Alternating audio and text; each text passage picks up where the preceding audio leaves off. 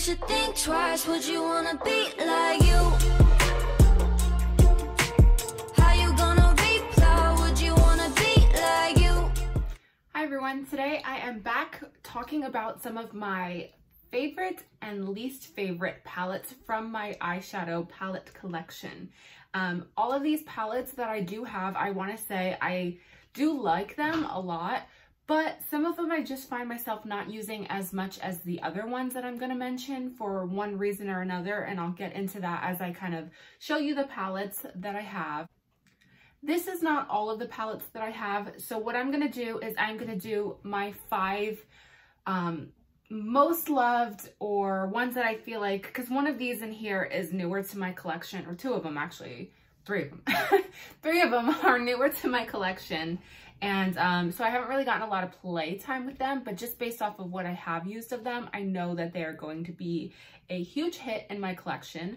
So I'm going to go into those, and then I'm also going to go into the ones that, like, say if I were to do a declutter or give away to a friend or family member or donate to a women's shelter or whatnot, these are the ones that I would most likely part with first. All right, so let's dive on into it. Okay, so I think I'm going to do my most loved first, and these are not really in any particular order. I really think of them all pretty highly. So this is my Midas Cosmetics and Smoky Glow palette. I have done a tutorial on this eyeshadow palette before. I really love it. Pink is my favorite color, so this is definitely a palette that screams me. I love the shimmers in here. They're almost like a glitter. They're not quite a pressed glitter, but it's not, they're so metallic, and they've got like a little bit of like a grit to them, like a glitter has. So these I definitely really like. If you've seen my Smoky Glow tutorial, you would know that they pick up well on a brush, which for shimmers and metallics and whatnot, sometimes that isn't, you know, true. Some metallics don't really pick up on a brush really well, but this definitely does. So that is definitely in a must-have, love it, gotta have it category. And also, I've talked about this in the eyeshadow palette tag. This is Tati Beauty Textured Neutrals Volume 1.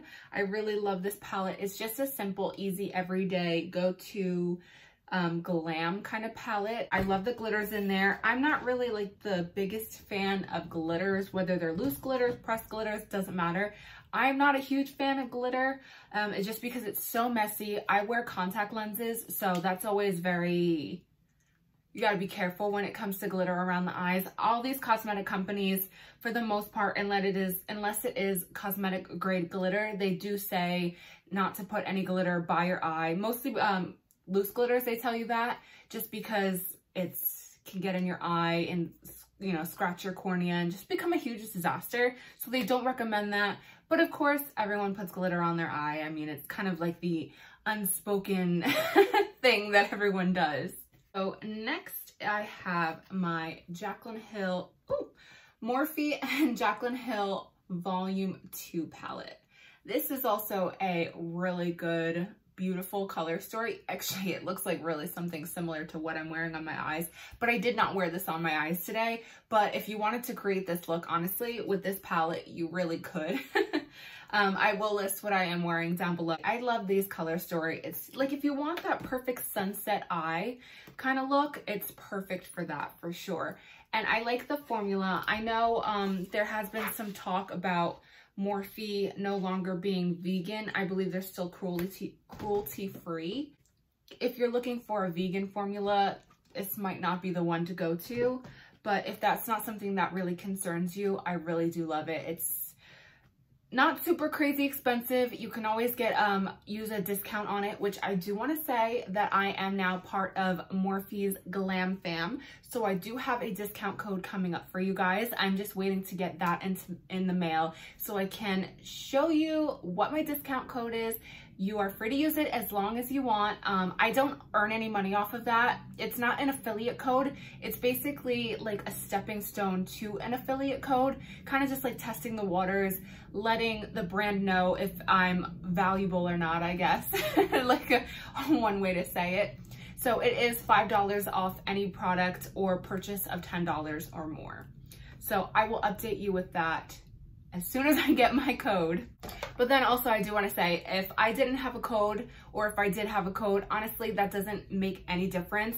I do still really recommend that palette. Okay, so now I have my Glam Light Cake palette. And this is such a beautiful palette. This is one of the ones that is newer to me in my collection as well.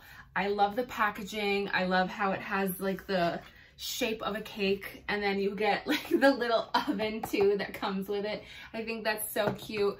The only thing I will say with this that is kind of a pain in the butt is it is larger. It is bulkier packaging. Of course, you don't have to keep this, but I think it's just so cute. Like, I don't know. I had to keep it. I don't want to throw it away. But that's, you know, if I did throw this away, it would be a lot easier to store.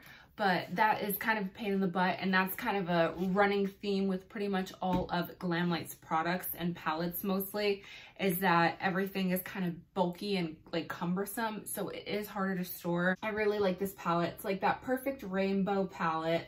The shimmers are really pretty.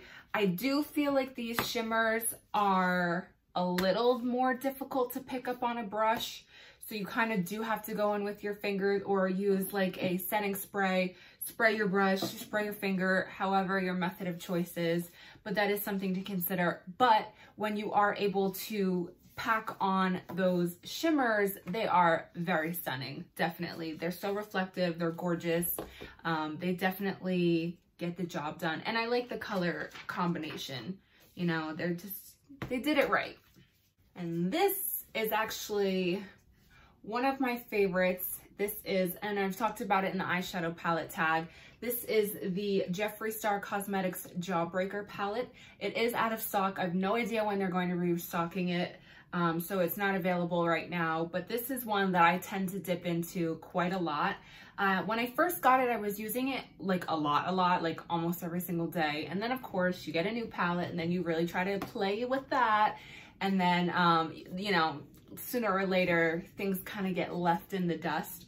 But I have definitely been playing a lot more with these shades in here. I think they're so pretty. You do also have a few pastels, which I've used in like a few looks here and there. And it's so weird because it's a pastel, so it's definitely a little more understated. But at the same time, it does pack a pretty good punch. So I really do like this palette a lot. I personally, that's the thing. I've said it in my eyeshadow palette tag. Like, I love his formula. I think he definitely got it right when it came to making eyeshadow palettes. But like, as a brand owner, I'm not obsessed with him. So I don't want to necessarily say go run out and purchase it. Well, you can't purchase it right now because it's out of stock. But I do really love his eyeshadows. I have quite a few. None of them made my top tier of palettes, but they do. I still use them quite a lot. I have the Blue Blood palette. I have Blood Sugar. I have Thirsty palette. I have Jawbreaker. I was considering getting Cremated. Oh, I don't want to get cremated. The Cremated palette. I'm considering getting the Cremated palette. So I definitely, and I will say with his eyeshadows, they are very consistent. So if you like Jawbreaker, you're most likely gonna like Blue Blood, you're most likely gonna like Thirsty palette. You know, all of his eyeshadows across the board the formula is all very consistent. So I do appreciate that a lot. And then the last one for the eyeshadows that I recommend and that are like my go-to eyeshadows, Morphe and James Charles palette. I talked very highly about this in my eyeshadow palette tag and I still stand by it. I do really love this eyeshadow palette. This is one that is so accessible. Like I said, Morphe has discounts all the time. They run sales all the time. You can definitely get this for cheaper. But even then, if you were to still pay full price, like I paid full price when this first came out, I bought it full price. And even then, if you're paying full price for it, it's still so affordable, especially for what you get. The downfall, of course, is how big this is, but this is the original. This is the larger version. They do have a mini version, which a lot of people say is the exact same as the large version and is a lot easier to store. So if you love this color story, if you want a very nice eyeshadow rainbow color story, definitely go with the mini.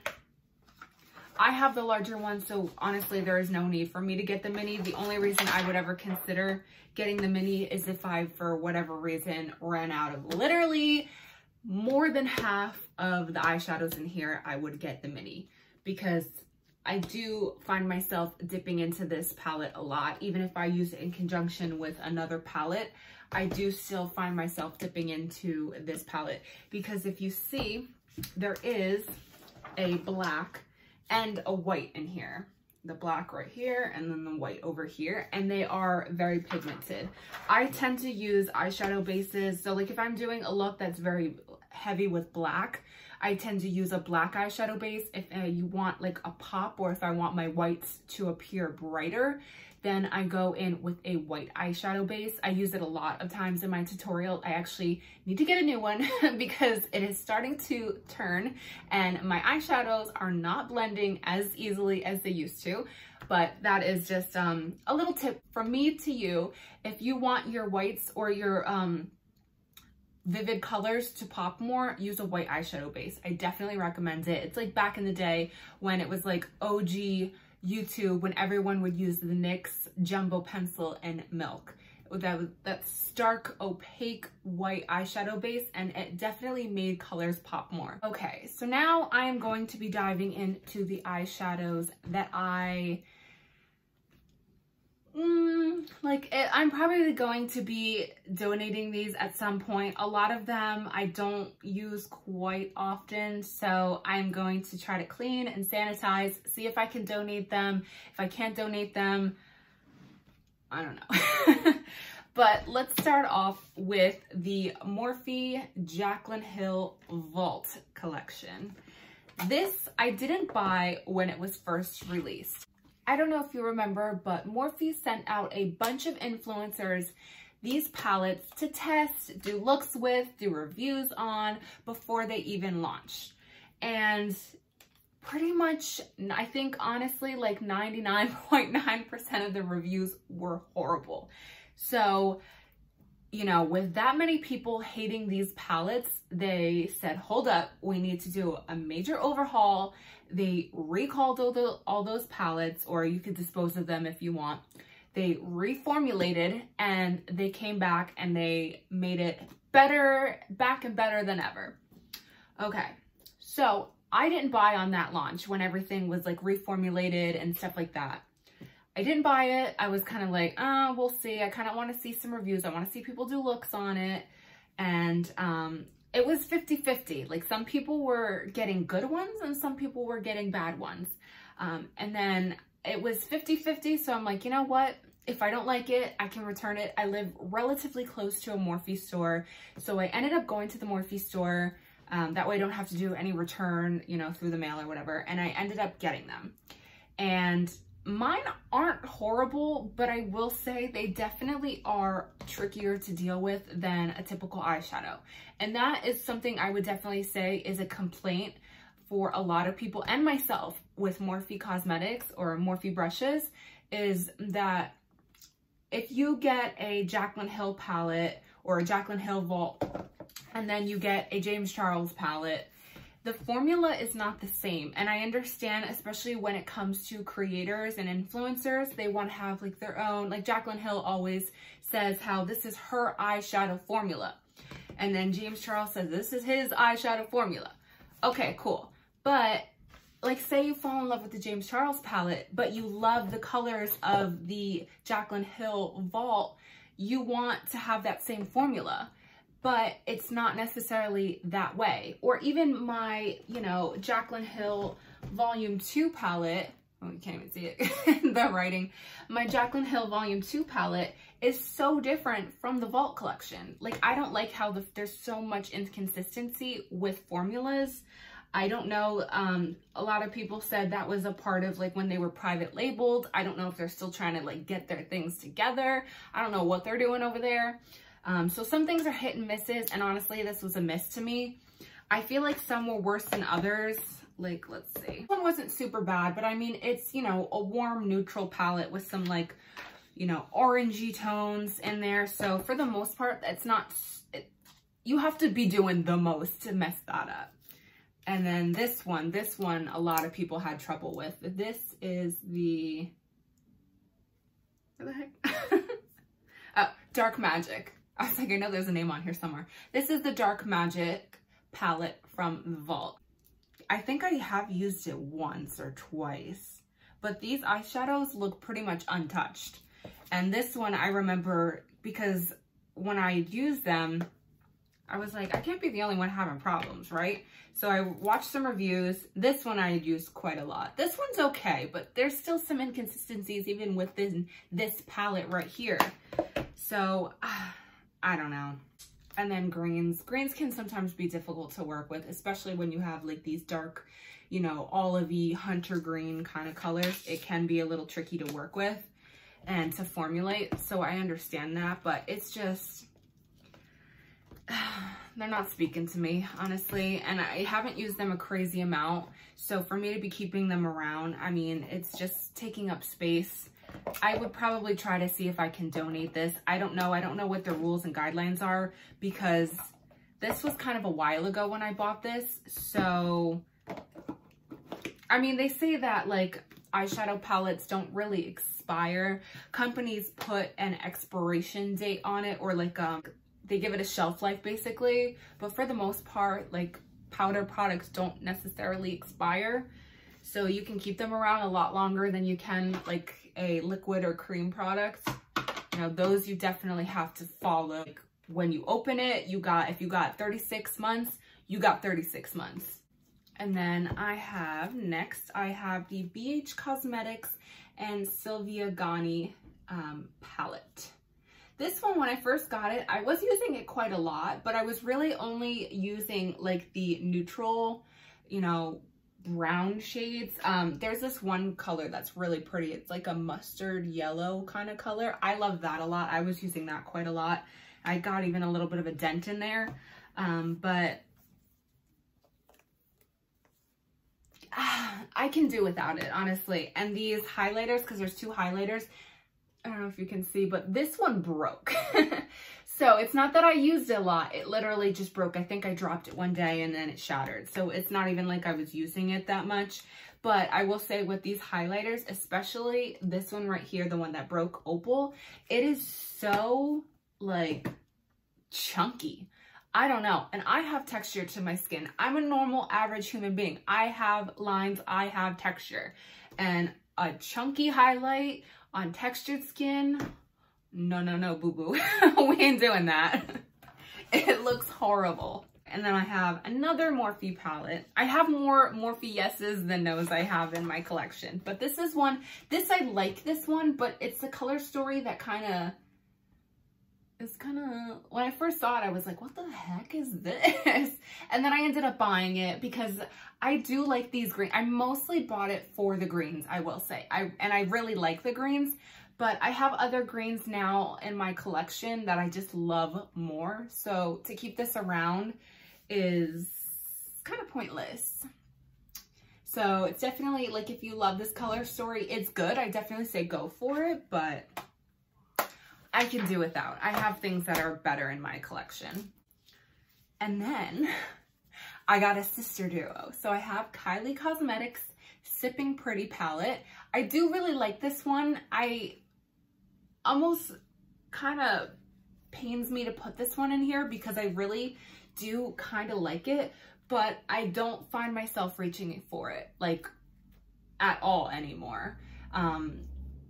It's mostly a neutral palette, but then you have a few like pops of color in there, and that's just something like, there's more neutrals in here than there are pops of color. So if you are a girl who loves neutrals and you love the typical everyday eye makeup, you don't really dabble in color too much, but you're kind of trying to dip your toes in the water, I do really like this. I do feel like this eyeshadow palette, the formula on here is really good. I do like it. I've heard some not so great things about her, I think, what is it, 9-pan palettes, the ones that are in Ulta now. But I have heard good things about this one and then the extended palettes. So I do agree, like this is definitely a good eyeshadow palette. I like it, but I don't find myself reaching for it. And the shimmers on here are subpar. Like they don't have a crazy amount of reflect. And I do find that they do get hard pan pretty easily. So it is hard to pick them up. And then you really kind of have to dig in just to get it on your brush and just to get it on your eye. So it's subpar, like for that reason. It's not like anything that I find myself like dying to have. But I will say, like if you're a beginner and you're looking to kind of expand your eyeshadow collection, it's not a bad choice. And then from KKW, I have, what is this? The Classic Cherry Blossom, no, Classic Blossom eyeshadow palette. And I bought this, honestly, I mean, the color story is kind of boring. This is not really anything like special, to be honest. I kind of mostly just bought this because I wanted to test her formula. I wanted to see how her eyeshadow formula would be so that in the future, if there was a launch that came out from her and I liked the colors, you know, hoping that the formula would be consistent, I would be like, okay, I've tested her formula. I know it's good. And it is good. Honestly, I will say that these colors, they look bland when you're looking at them, but when you're wearing them on your eyes, they do have a little more punch than you think they do.